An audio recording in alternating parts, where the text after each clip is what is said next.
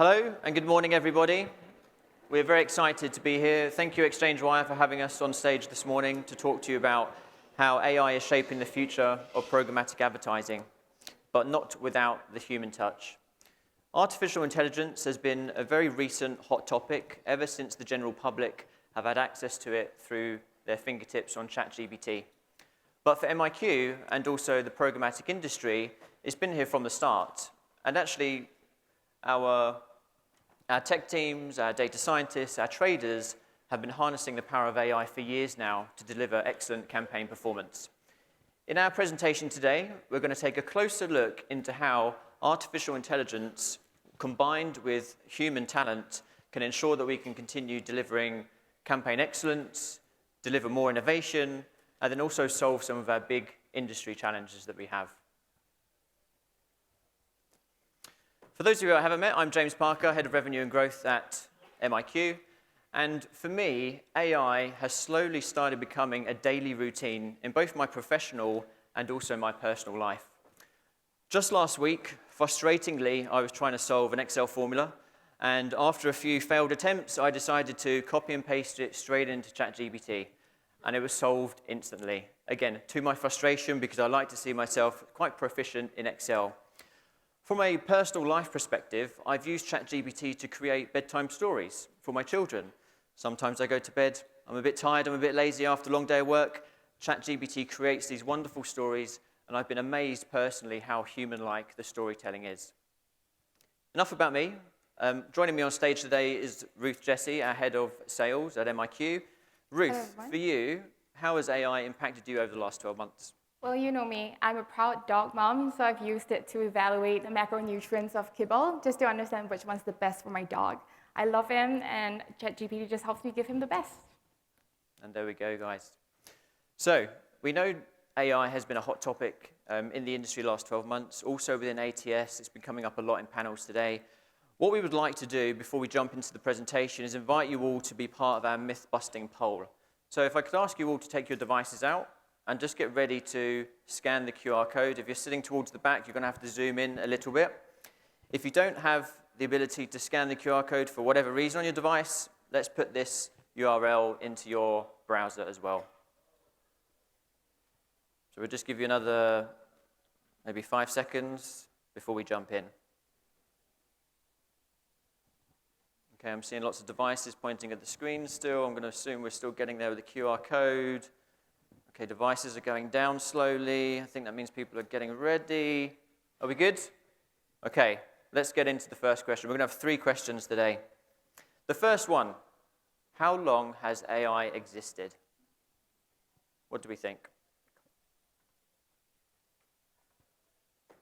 Since 1950?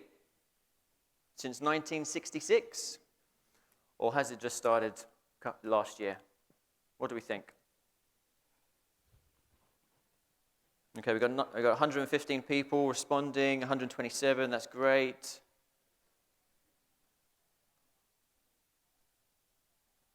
Yeah, I think most of you got it right. So no, actually.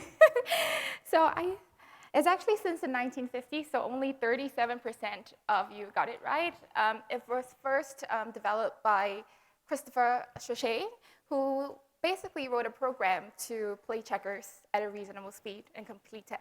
But the first iteration of AI was born in 1951. There we go. We've all learned something new today, or the majority of us have. Okay, let's jump into the second question. Does more data mean better AI? What do we all think?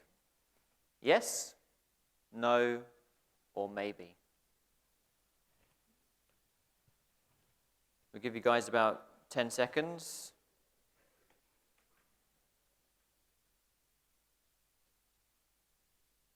Up to 154 responses.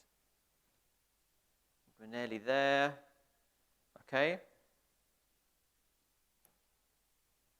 Interesting. Well, only 17% of you got it right. More data does not mean better AI.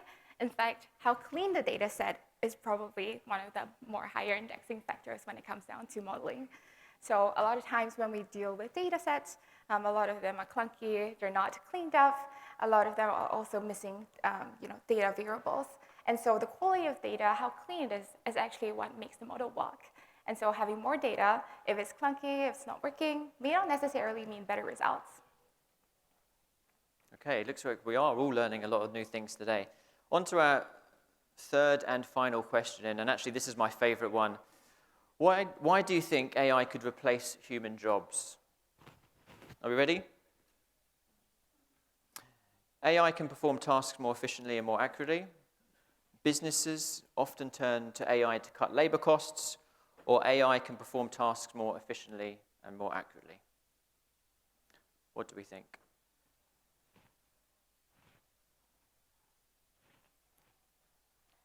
I really love that most of you got it right. So it's true, AI won't take human jobs. It will automate a lot of tasks to free up time for us to get rid of the menial things that we need to do and do more thinking and strategic work. And I think AI will create more new jobs for us in the future as well. Excellent. Thank you all for participating in the poll. That was really interesting. We want to jump into the presentation now. We're going to kick off with what AI is. So we just saw from the poll, we've all learnt that AI has been around for quite a long time now, and that it's not going to take all of our jobs. It's going to create some jobs. But what do we think AI is? So many of us here in the room have seen a lot of these popular movies, which typically, scare us into what the scary future could look like with super AI intelligence taking over the world. For those of you who have seen the most recent Mission Impossible movie, they take it a step further, in my opinion, where this mysterious AI enemy is no longer in the physical form. But let's see what happens in part 2 of that movie when it comes out. But we can all breathe a sigh of relief. AI is not as scary as Hollywood makes it out to be at the moment. And in fact, it looks quite fun. When I was looking at this picture, I was even thinking it looks a little bit like me after a very long day of work. But all jokes aside, AI is just picking up momentum, and it's just starting to show us what it can really do. So let's look very quickly at the AI landscape. And the top right-hand corner, AI, which is really the overall category or the catch-all for all simulations of human intelligence processed by a machine, especially with computer systems. If we go one layer deeper, we have machine learning, and this is where machines discover their own algorithms to solve problems without the need of being told what to do with structured data sets. In the bottom left-hand corner, we then have deep learning. And deep learning is where we're using many layered neural networks that's very similar to how the human brain works to process and detect patterns in large unstructured data sets. And then finally, the top left-hand corner, the new kid on the block, Gen AI, which all of us have been quite familiar with recently. This produces various types of content, including text, imagery, and audio. I like to think of this as the big aggregator within AI, and arguably not as smart as the other types of AI. And we can debate that a little bit later. So let's talk about how humans and artificial intelligence together can start solving some of the problems that we have. I'm going to give you a couple of examples. We're going to go through a not so good example, and then into an example where it's working pretty well. Now, over the last few years, there's been many examples of where AI has failed us when we've been looking to apply it to different applications. In this example here, which is quite a famous one, AI was used for self-driving cars. And specifically in this example, this is the Tesla autopilot. Now, looking at this AI model still requires quite a lot of human input before I would feel comfortable taking this car for a test drive. So not such a good example of AI. However, we're starting to see a lot of good applications of AI. If we look at the learning models now available from OpenAI, this is a great example of how AI is evolving with the human touch. The models learn as they consistently receive more data from human inputs. So these are very good examples of how AI is evolving. And as you can see throughout the process of AI, humans are incredibly important. Whether that's inputting data, and we've just learned from the poll, structured, correct data, instructing AI models, and then the last stage of humans actually evaluating what those outputs are and adjusting and deciding on what to use and how best to use that for any decision making that we have for our advertisers. Humans are needed and the human touch is needed throughout the process of AI. Okay, over to Ruth to talk about the evolution of advertising through AI. Thanks, James. Really excited to talk about this. Essentially, we've all learned a couple of minutes ago that AI is inherently not new. But AI as a search term has seen resurgence in the last 12 months, with searches worldwide peaking as of May 2023. And a lot of this is definitely driven by the launch of ChatGPT, by OpenAI, as we've known for its good capabilities to even speak and mimic like humans, giving recommendations on imagery, text, and even helping James write a code for our report. And so it's no wonder that some people think that AI could take jobs in the future. But we think that besides the proliferation of ChatGPT, one of the key drivers of AI is that we're moving from the predictive era to a generative era. For years, 10 years at least, programmatic advertising as well as digital advertising has had the privilege to enjoy the trappings of the predictive era, where we are able to apply modeling and statistical insights to drive outcomes for our clients. Generative era now coming up democratizes that ability to scale efficiently for the creative generation as well. Now more than ever, you're able to create multiple creative iterations at a click and at a prompt. And that's what's really exciting, is that creative is now finally catching up to predictive. So if we cast our mind back to predictive era, the last 10 years of advertising, a simple way to illustrate this is lookalike modeling. It always starts with a seed. So it's a group of people that you run a model on just based off of the fact that they're high value. I, for one, am such a customer for Sephora. I'm not only a high frequency purchaser, but I am also a high value purchaser. But essentially, your profile could look a lot like mine. Dog training videos, reviews on beauty, and coffee runs and obsession with coffee. And a lot of these traits are identified and stored and amalgamated to pull out what's common. These are then scored according to the advertiser's likelihood to drive that desired outcome, be it a conversion or a sale, and then segmented into top buckets based on the various segmentation scores to then be prioritized in the world of bidding as we know it in advertising. That's not to say that creative has never had a bit of a leg up, because dynamic creative optimization has existed for years. Just now we talked a little bit and heard a little bit from our friends in retail media, and dynamic creative optimization is one of the key things that drives that. It could be personalized based off of your last viewed product, your last product added to cart, or personalized based off of a cross-sell. If you were looking at Long John's website, it's very likely that you would need some mittens or some gloves, and that's how retail media has been driving ahead with personalization. Beyond just personalization based off last view behaviors, we can also do it from a segment-specific and regional point of view. So some people might be really, really proud that they host a great party over Christmas, or some might be really proud moms like I am. So some of this personalization from a segment perspective and region-specific perspective has been able to help brands cut through the crowd and connect with their consumers. But why am I talking about all of these? Why am I talking about predictive? Why am I talking about creative? What's really got me really excited about generative AI is that the possibilities are endless when we layer on DCO with generative AI. So some of you might remember that dress that divided the internet in 2015, where some people saw black and blue, and some people saw white and gold. Imagine that kind of virality being picked up right now by AI automatically, and then giving you a recommendation on how to adapt your creative strategy and brand strategy to be a part of that conversation, thus helping your brand accelerate and trend in the news immediately.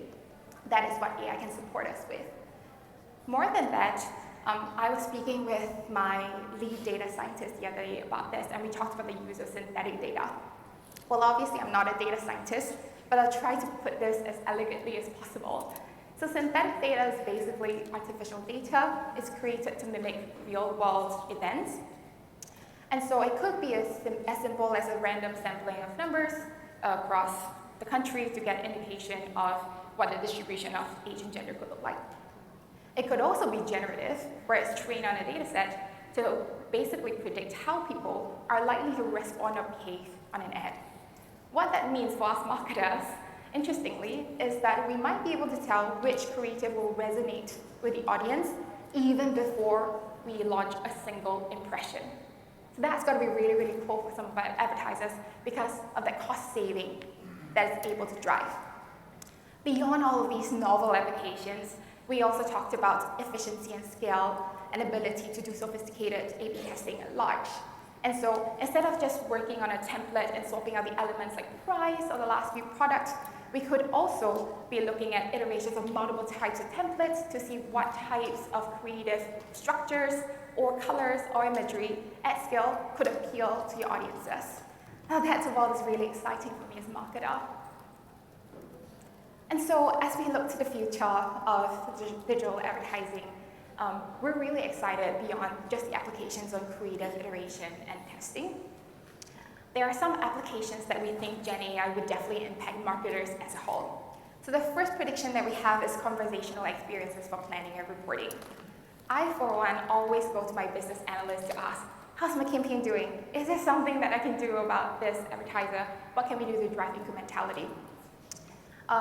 And when we have conversational experiences for planning and reporting, think of it as being able to go to a UI, prompt it, and ask these questions and having the answers. Wouldn't that be great for all of the media planners that we have today? Outside of that, we've talked a lot about AI-generated creative development as well, which will definitely change the world of creative testing for us. And lastly, Gen AI will be woven into everything we do, into every facet of our business. And at an MIQ hackathon that we just had last month, we had the opportunity to explore a bit of these ideas. So we have built now in alpha a conversational AI agent, which is supposed to help people get quotes by virtue of the campaign parameters that he set. So then it's easy to project what a media plan should look like.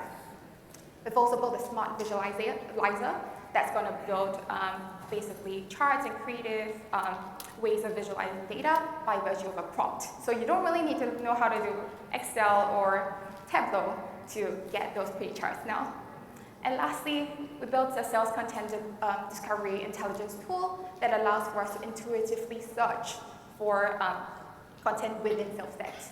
So that's going to help a lot of the business side of things because you don't have to go through millions and millions of presentations anymore just to find that one slide that you were looking for.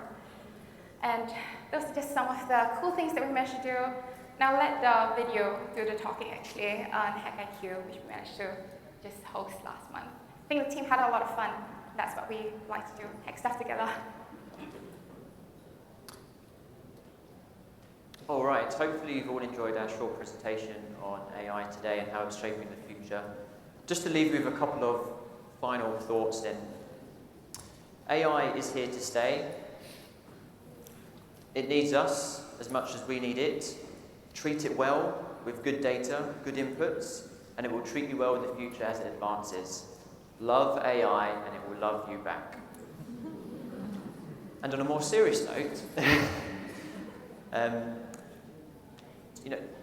technology will continue to automate a lot of the tasks that we have, but it will be blending of technology successfully with human talent that's going to ensure that we can consistently drive better results for our advertisers. The future of programmatic lies in both human and artificial intelligence.